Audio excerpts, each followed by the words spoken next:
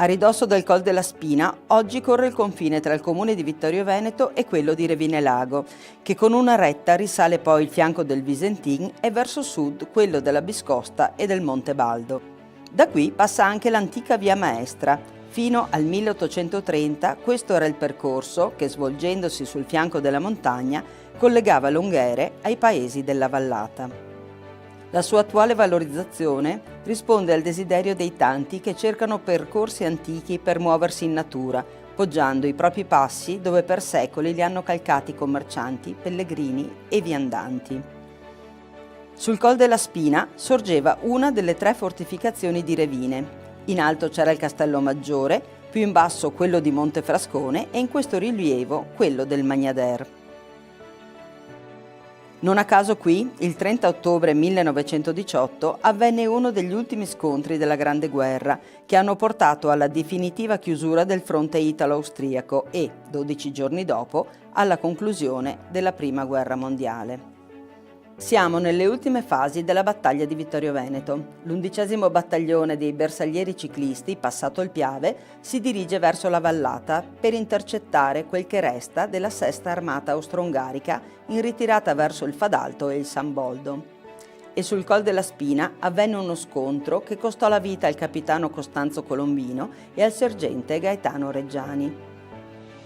Per una pallottola vagante morirà anche uno sfortunato abitante di questo borgo che, affetto da sordità, era uscito di casa senza aver capito che c'era uno scontro in atto. Raggiungere il Col della Spina, prendersi un attimo per sostare qui davanti a questa chiesetta, godere di questi momenti di tranquillità, questo è l'obiettivo che possiamo darci per raggiungere questo luogo, che però è anche un'occasione preziosa per ricordare questi momenti della nostra storia.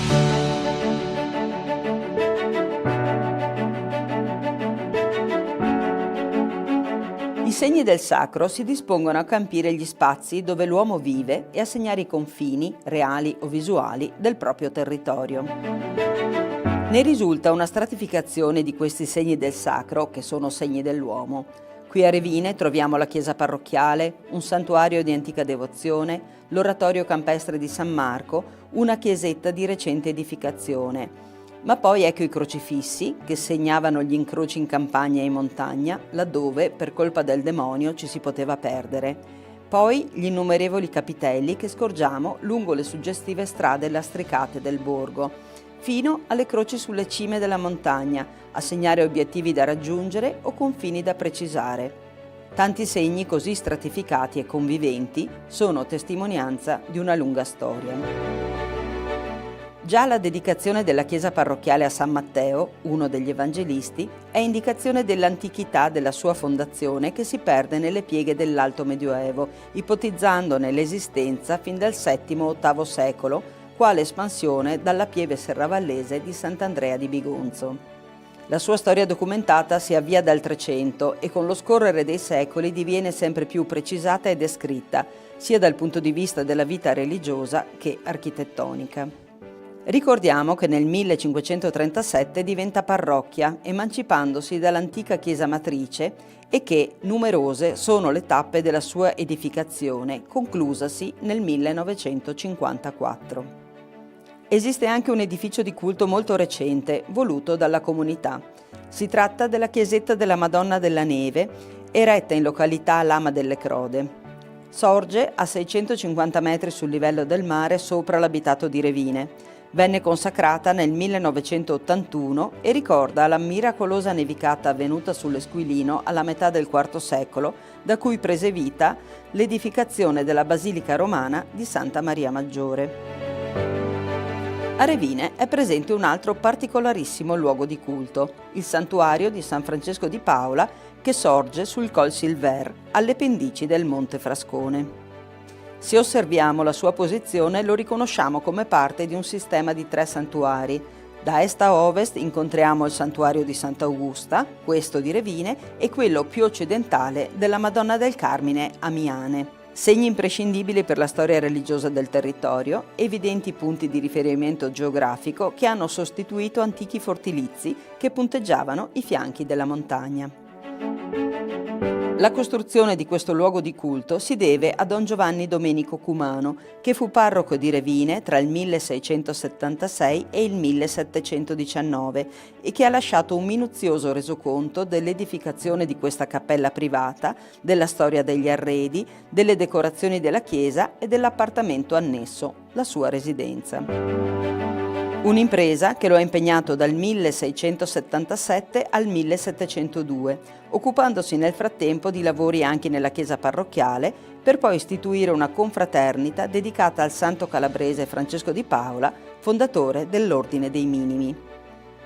Il santuario si raggiunge grazie ad un percorso acciottolato a zigzag, originariamente punteggiato da 6 cappelle, che con la chiesa facevano memoria delle 7 chiese di Roma.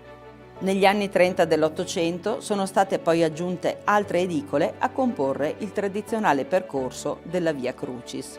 Raggiungere il santuario è vivere l'esperienza dell'ascendere, di salire verso il sacro, ma oggi è anche un'occasione imperdibile per prendere gradualmente visione di questo straordinario territorio, la cui storia è antichissima. Caratterizzata da un ambiente palustre e di torbiere, vanta ritrovamenti di tronchi fossili di 15.000 anni fa e un villaggio palafitticolo del Neolitico, databile tra 6.000 e 3.500 anni fa, oggi ricostruito come parco archeologico didattico Il Livelet. Ma è l'intero borgo a conservare un sapore d'antichità. Le ripide stradine sono lastricate con ciottoli e con pietra spacco del Visentin.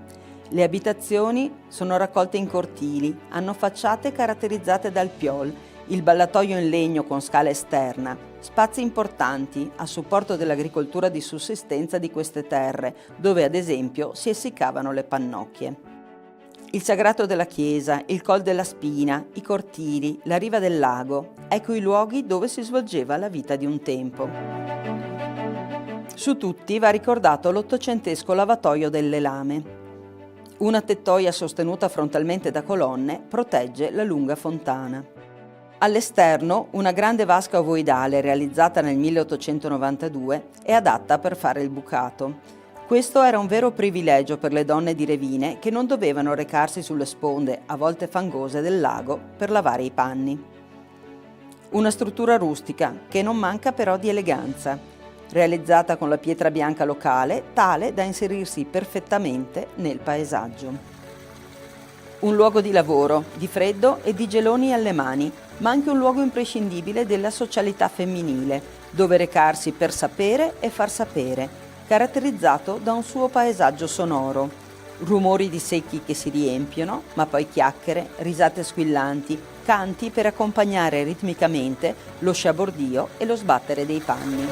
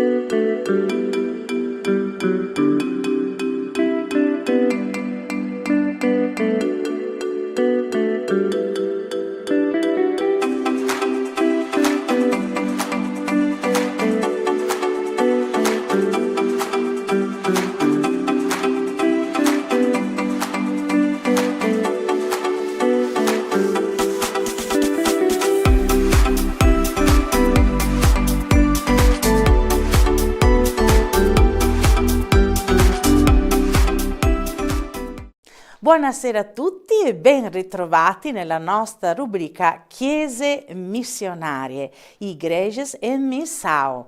È un po' di tempo che non ci ritroviamo perché la nostra ultima puntata è stata alla fine dell'anno, ma abbiamo avuto tutto un tempo di preparativi pasquali, esperienze varie che sono avvenute e ci hanno portato oggi a riprendere il contatto con i nostri fratelli della diocesi di Livramento e quindi facciamo subito il nostro saluto, portiamo il nostro saluto a Don Paolo e anche, come vedete, insieme a lui quest'oggi c'è anche Sua Eccellenza Monsignor Corrado. Allora, come state? Benvenuti, come state? Bene, grazie, grazie. Bene, Sua Tutto Eccellenza? bene, grazie. Ecco Paolo, molto bene. Siete belli, bellissimi. Com'è lì il tempo? Dai, cominciamo dalle cose semplici, poi andiamo nelle cose più strutturate. Sta arrivando l'inverno, che comunque è sempre bello caldo, anche l'inverno, non ci lamentiamo. La, la nostra città incomincia i festeggiamenti per il mese di giugno, festeggiamenti grandi, grandi per la festa di San João. È un tempo di festa per la città, molto bello, molto bello. E anche un po' di confusione perché le strade chiuse, aprono così. Però stiamo bene, contenti. Si vede, avete proprio due volti solari, questo è molto bello, tutti e due, che bello. Siamo contenti di ritrovarvi. Allora, oggi nel nostro quarto appuntamento abbiamo un po' scelto insieme di condividere le nostre esperienze reciproche di chiese sorelle sul tempo di Pasqua che è appena trascorso, un po' fare un bilancio su come è andata e raccontarci com'è stata questa esperienza. E quindi aprirei subito un po' una conversazione con Sua Eccellenza, Monsignor Corrado, se ci racconta come la diocesi di Livramento ha vissuto la Pasqua, i preparativi, quindi il tempo di Quaresima, la Pasqua e poi il tempo dopo il momento della Pasqua, quindi quello che è stato vissuto fino ad ora.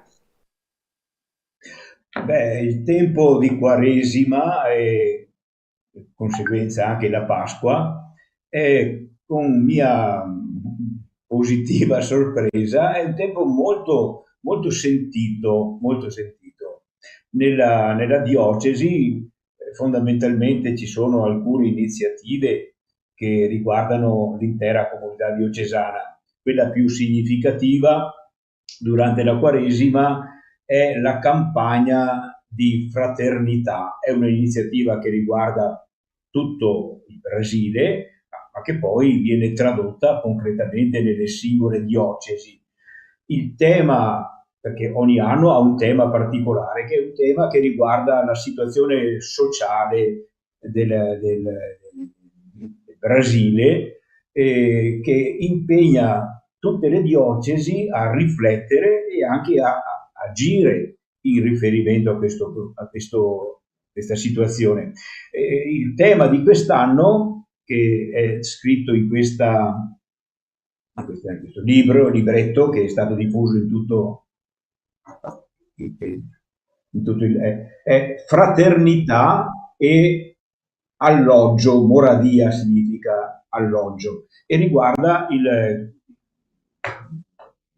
l'annoso e grave problema dell'abitazione, che a dire il vero nella nostra parrocchia non è così disastroso, ma in altri luoghi del Brasile, pensiamo alle famose favelas che sono le periferie delle grandi città, a cominciare da San Paolo, ma venendo anche a Salvador, che è la capitale dello Stato in cui ci troviamo, costituiscono una piaga veramente grave.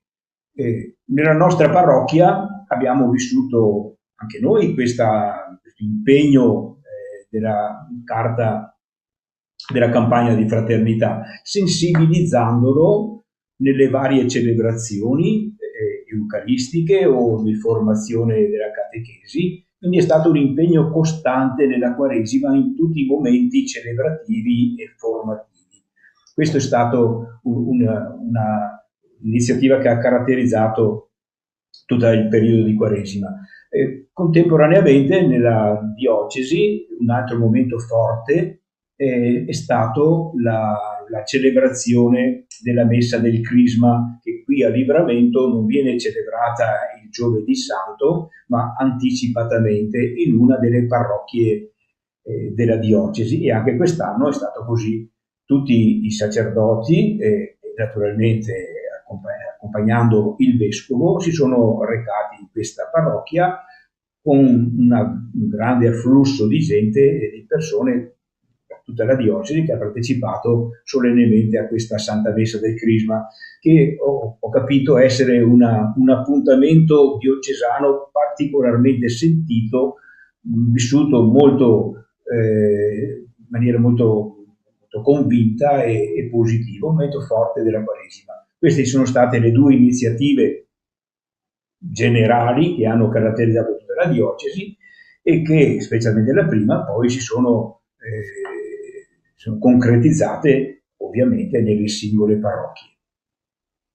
È molto interessante questa idea di collegare a un tema sociale, no? La Quaresima, questo è molto interessante. E d'altronde anche nella nostra diocesi noi viviamo quella che si chiama la Quaresima di Fraternità, che però, come dire, è più legata alla dimensione dell'animazione missionaria, però fa riferimento anche qui alla possibilità di venire incontro a delle fatiche inerenti o legate a chiese che sono più in difficoltà, per cui noi l'associamo in genere a dei progetti di solidarietà abbastanza strutturati e quindi finalizzati proprio a sollevare situazioni di fatica. Quindi anche qui c'è un impegno sociale un po' più legato alla globalità, diciamo così, più che alla diocesi, all'intradiocesi, quindi anche questo è molto bello. E qui in Italia, voi sapete, qui in diocesi di Vittorio Veneto abbiamo accompagnato la Quaresima con il libretto Sappiatevi amati, che è il libretto prodotto certo dal centro missionario ma ha una valenza diocesana, viene diffuso in tutte le parrocchie e offre uno spunto. Quest'anno ha preso come spunto la Dilexi Te, che è l'ultima nota del nostro, la prima diciamo lettera del nostro nuovo Papa, scusate, che tra l'altro abbiamo accompagnato in quest'anno, in questo suo primo anno di vita insieme a noi. E tra l'altro la Dilexi Te è proprio un'enciclica particolare, attenta al cuore, all'amore, ma in particolare anche ai poveri, quindi proprio alle fatiche degli ultimi.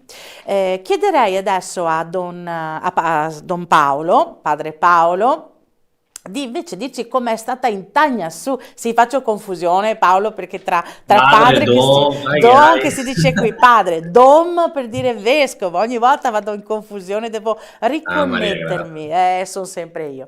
Però Paolo, raccontaci a Tagnassù invece la parrocchia, le varie comunità, come hanno vissuto questo tempo? Beh, il tempo quaresimale vissuto qui è stato intenso perché abbiamo offerto la possibilità a tutte le messe celebrate nella chiesa matrice ma anche nelle comunità, sempre mezz'ora prima, 40 minuti prima, la presenza o del parroco o del vescovo Dogorado per la possibilità delle confessioni, che io dico che anche le persone hanno approfittato della presenza dei preti per poter confessarsi e prepararsi bene. Non manca ogni anno la grande celebrazione penitenziale, è fatta nella chiesa matrice, dove c'è una celebrazione per la confessione, e anche noi andiamo ad aiutare le altre parrocchie vicine per le confessioni della chiesa matrice, momento penitenziale forte. Poi progetti, soprattutto lo studio, la riflessione nei vari, nelle comunità, nei quartieri delle comunità, della carta della fraternità sacerdotale, appunto quest'anno sulla riflessione sulla moragia, sull'abitare, che di maniera autonoma fanno le varie comunità e i vari quartieri, si ritrovano, pregano, leggono, si confrontano, parlano per tentare anche di apprendere uno stile di vita diverso, più cristiano. Quest'anno una novità è che il ricavato della campagna della fraternità, il 40% va alla Chiesa del Brasile, il 60% resta nella diocesi, perché il vescovo diocesano apre, e anche quindi nelle parrocchie, apre la Caritas diocesana, che ancora non esisteva e è una cosa nuova di questo anno. Il Vescovo ha pensato di cominciare questa attività della Caritas diocesana con questo piccolo fondo che è raccolto dalla campagna della fraternità, e anche noi la parrocchia abbiamo scelto 2 persone che sono andate al primo incontro e ci stiamo mettendo in atto per aiutare a un'abitazione buona, precisa, serve anche un gruppo, la Caritas, che aiuti cristiani e non cristiani a raggiungere questa nuova abitazione, no? E così stiamo in cammino con questo progetto. Ancora noi italiani lo conosciamo, ma per loro qua in Brasile è una cosa nuova, meglio per la nostra diocesi, perché nella Chiesa del Brasile c'è la Caritas, ma la nostra diocesi sta facendo il passo. È molto bello questo momento. È interessante questo frutto, no? Noi diamo per scontato che certe realtà siano così diffuse ovunque, in realtà non è così. Anche alcune semplici attività associative che noi abbiamo frequenti, pensiamo agli scout, pensiamo in realtà, nella realtà, non tutta la realtà brasiliana esiste in modo diffuso come nelle nostre comunità. C'è un altro stile, un'altra modalità di vivere comunque l'aggregazione, la fede, e la dimensione di Caritas mi rallegra perché questo ci permetterà magari in futuro, chi lo sa, di mettere in collegamento anche la nostra Caritas con la Caritas diocesana per creare nuove fratellanze, nuovi contatti, anche una rete consistente e sostenuta. Quindi bello. Mi sento di precisare l'altro grande momento della Quaresima è stata la Settimana Santa, Maria Grazia. Momento, cominciando con la grande celebrazione delle Palme in tutte le comunità. La messa dove c'era il prete, ma le altre hanno fatto la celebrazione delle Palme presieduto dai ministri. Tutti hanno cominciato con la Domenica delle Palme e hanno vissuto bene il Triduo Pasquale. È un momento che preparano, che vivono, momento importante della Pasqua, che le comunità vivono di maniera partecipativa, qua nella Chiesa Matrice molto, ma anche nelle altre comunità, e veramente è stato bello celebrare i Giorni Santi insieme con le nostre comunità, dove almeno io respiro che c'è un desiderio, ecco, di incontrare Dio, di essere liberati e di fare esperienza di vita nuova. Il Triduo si è, diciamo, celebrato nella Chiesa Matrice, giusto? Quindi a Tagna Su. E le comunità convergevano? Tutte le comunità, come funziona? tutte le comunità celebrano il Triduo. Quando c'è il prete è con la messa, se no le comunità si arrangiano, In c'è il autonomia. ministro della comunità che celebra la liturgia del Triduo. No, tutte come si chiama, la lavanda dei piedi, il bacio della croce e la notte della Pasqua col cielo pasquale, sì. È bello, molto bello. Molto bello. Quindi voi siete rimasti, avete girato qualche comunità in particolare, anche non so, Sua Eccellenza, avete colto qualche particolare che vi ha colpito? Noi abbiamo servito di più la Chiesa Matrice e la comunità di Sussuarana. Il Vescovo andava a Sussuarana, io nella Chiesa Matrice. Però il giorno di Pasqua abbiamo celebrato la messa di Pasqua anche in altre comunità, non solo nella Chiesa Matrice e nella comunità di Sussuarana, ma anche in altre comunità più piccole. Sì, così. Avete qualche aneddoto, qualche particolare storia che vi ha colpito, qualche relazione, qualche evento significativo del Triduo che vi ha un po' toccato? Io posso dire che mi ha colpito particolarmente la celebrazione del Giovedì Santo sera con la lavanda dei piedi, fatta con molto ordine, con molta calma, ma anche le altre celebrazioni, proprio celebrazioni che sono anche complesse, ma svolte in maniera ineccepibile. Mi ha proprio positivamente colpito questa precisione, questa dignità celebrativa della liturgia, almeno nella comunità dove sono andato. Io sono andato nella comunità di Sussuarana, ma penso che la stessa cosa sia stata qui dove è celebrato Don Paolo, a Tagna Su. Possiamo dire che c'è un'intensità, ecco, in questi momenti, c'è un'intensità, la gente sceglie, vuole partecipare e viene e partecipa con profondità.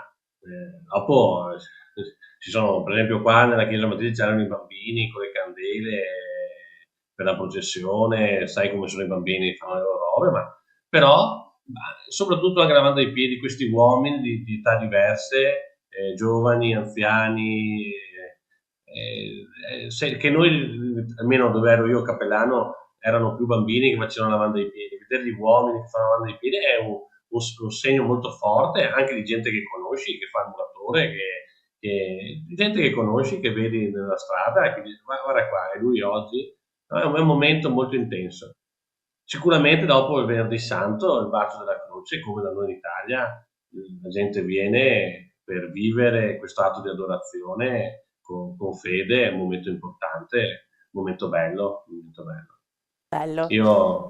È stato bello vivere la Pasqua anche quest'anno. Bello. Allora, per i brasiliani che ci stanno ascoltando, raccontiamo anche un po' che cosa sta avvenendo, cosa è avvenuto qui nella nostra diocesi, quindi anche qui c'è una forte, no, concentrazione nelle parrocchie di vita, e anche per il nostro tempo è un momento di discernimento. Insomma, noi in genere lavoriamo meglio, attiviamo delle riflessioni relative alla conversione, e il Papa ci ha aiutato con una lettera dedicata proprio 3 parole, ha usato: conversione attraverso digiuno, l'ascolto e il farlo insieme, quindi la cooperazione, la condivisione.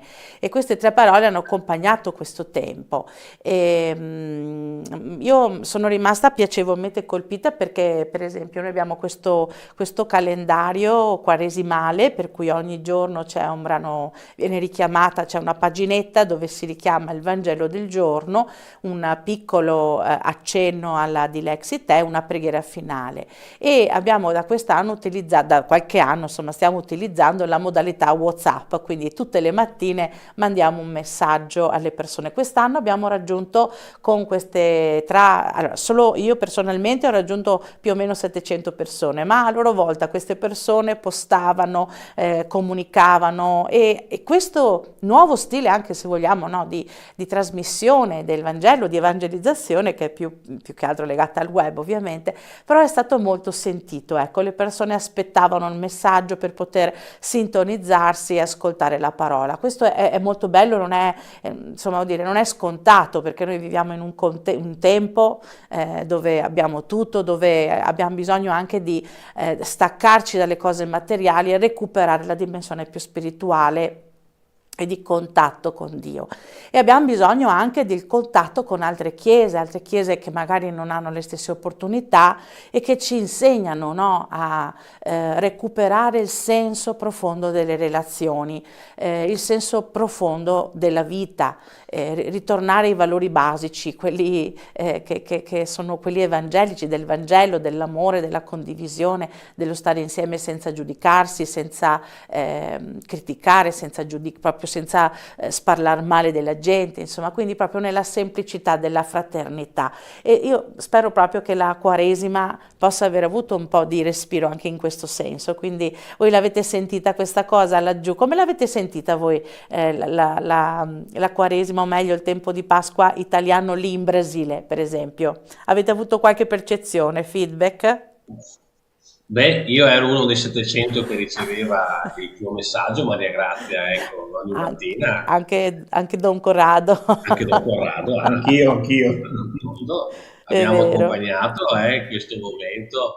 Dopo, devo dire la verità, di altre cose vissute in Italia del tempo quaresimale di Pasqua, già andare dietro quello che abbiamo da fare qua è sufficiente, ma non sempre c'è. Però ogni tanto quando qualcuno chiama, scrive, dice come sta andando, così, e mi è arrivato anche da qualche altro il tuo messaggio, sì, non solo tu me lo mandavi, qualcun altro me lo passava per dirmi: guarda, sto facendo questo ogni giorno.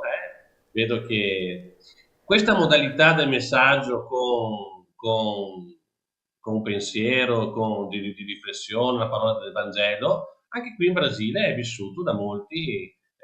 Ci sono persone che lo fanno liberamente loro, condividono ogni giorno con gli altri, ma ci sono anche dei messaggi che arrivano. È una modalità che sta. Io penso che sia anche bello. Tante persone scrivono tante cose in internet, ricevere una parola di Dio e un pensiero luminoso è meglio, cioè, non è che cambia il mondo, però mette in atto pensieri e sentimenti buoni, che dentro tanti altri pensieri brutti, secondo me aiuta, ecco, aiuta. Mm.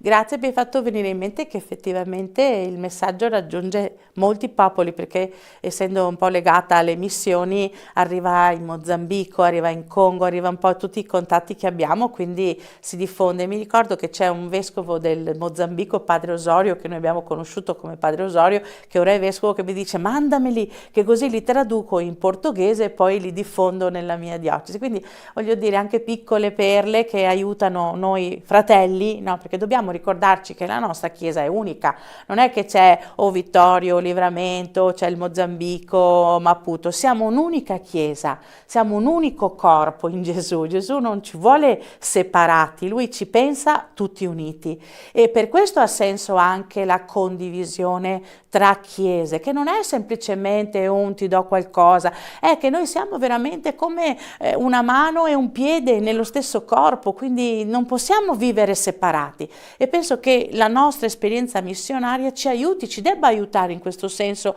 a vivere intensamente questa unità, perché l'unità significa che se tu stai male laggiù, anche io sto male qua giù, non è solo prendo le mie cose in più e te le mando perché tu non le hai, no, è una cosa molto più profonda, parlando dal punto di vista della spiritualità. Cosa ne pensate?